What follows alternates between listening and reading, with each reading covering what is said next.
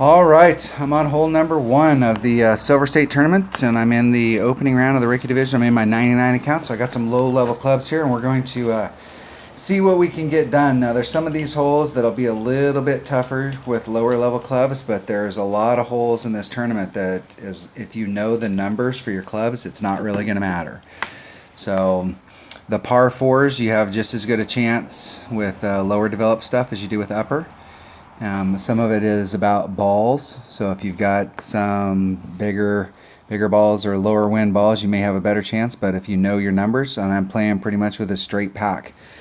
I've got some berserkers that I can use on hole number 5, but I'm going to have to save. I only have enough to play 3 holes, so I'm going to have to get it done with a Titan and see how it goes. So we're going to start on hole number 1, so let's go to Golf Clash Notebook and check out hole number 1.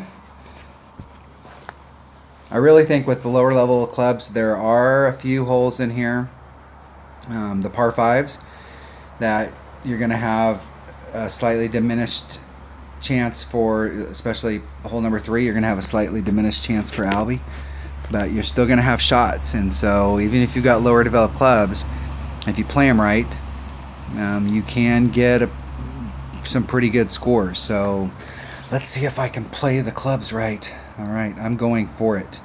Now there is a shot out here, but in my opinion, and I've said this all week long, in my opinion, I think that the chip-in shot from out here, which is a short iron coming in, is, and what's difficult out here is where you're at when you're coming in to the green.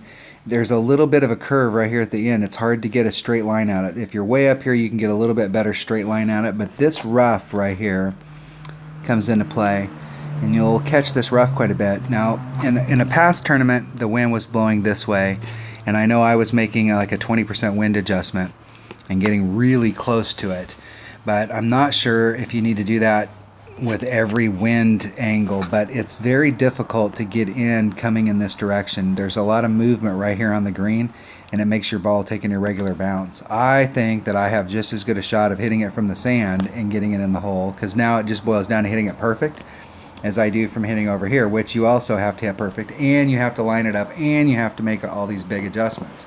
So for me, there's no downside unless you end up in the water. So when we talk risk versus reward, the risk is that I'm typically going to end up in the sand or the rough.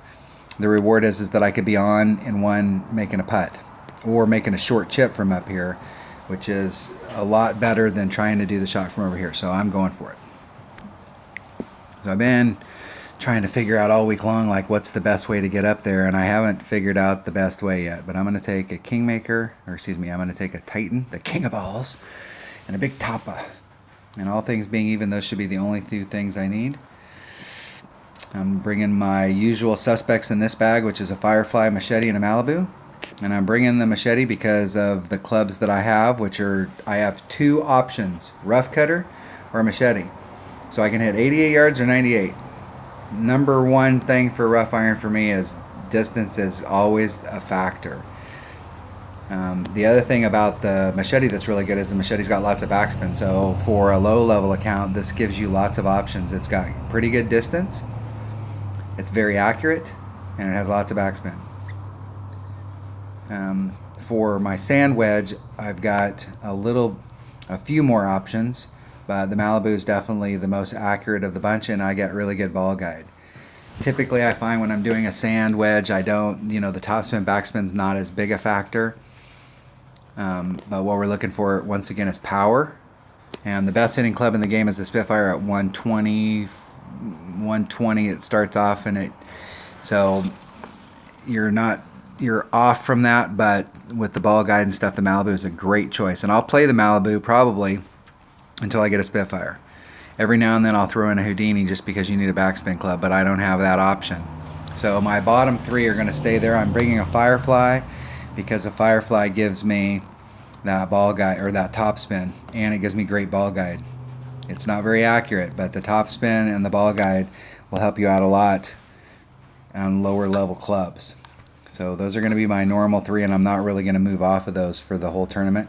But the upper 4 will change as we go from hole to hole. But hopefully here I'm just going to need a big Tapa and a Putta And if everything goes perfect, I won't even need the putter.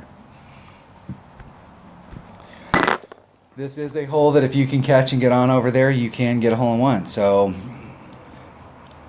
it's an opportunity. Hopefully everybody's having a great tournament. What I'm seeing in this tournament is what I thought going in. The minimum score is -11, so we're looking at -11 in the qualifier, -22 in the opener, -22 in the weekend round. But there are tons of opportunities here to pick one up. So normally that 22 would net you in most rookie divisions is going to net you like a top 15. Here it may be top 20, maybe top 25. Just because there's going to be some people at the top that are going to catch all that stuff, and it's going to be a wild weekend round. Okay, the wind's going to push me forward about 2.6, so it's going to push me out into that fairway. Let's see if we got enough.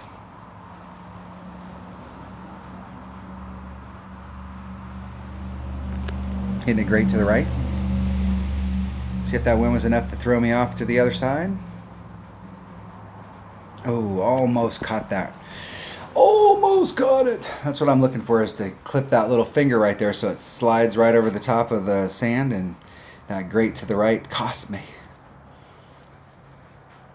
But even with a low wind like that, we've been getting, I think in the qualifying round we had like a 4 wind, 3 high 3s, right around 4. So getting up there was a little bit easier, but even with a low wind like the 2.6, you can still get over, catch that fairway and bounce over.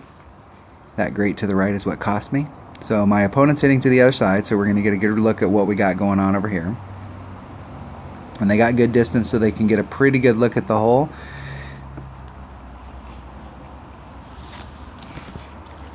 So this all boils down to hitting it perfect. I hit this perfect, it goes in the hole. If I don't hit it perfect, it's not going to go in the hole.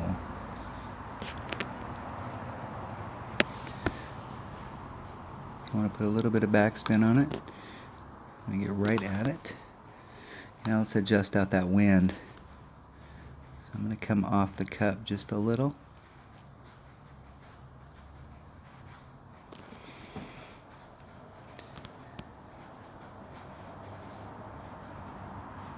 Oh.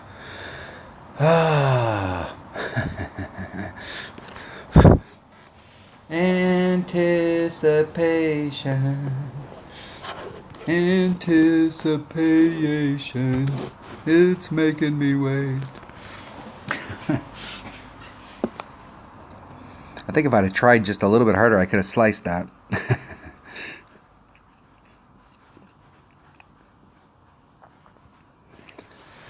That's how it works on some of those times by. Like I never, like from the needle goes from the left to the right, I never hit on the 7th time by. Because I always, in the 9th time by, I have problems with it too, where I'll hit good like that. But on that particular swing coming through, usually I will sit there and wait. I've been trying to work it from when the needle's going from the right to the left. But normally I hit that shot on the 11th time by from the left to the right.